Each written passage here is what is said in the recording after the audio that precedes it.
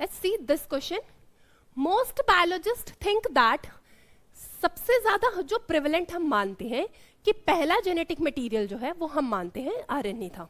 RNA को ही क्यों genetic material माना जाता है? क्योंकि आपको पता है आरएनए ज्यादा स्टेबल नहीं होता, आरएनए थोड़ा सा एक्टिव होता है। दूसरी चीज आपने अपने एक चैप्टर में पढ़ा होगा, that is RNA world of hypothesis.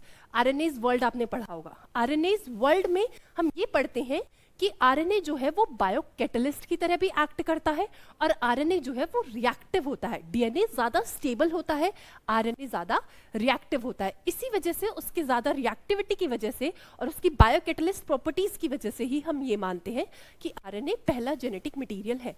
तो वो यही रीजन आपसे पूछ रहा है कि आरएनए को पहला जेनेटिक मटेरियल क्यों माना जाता है।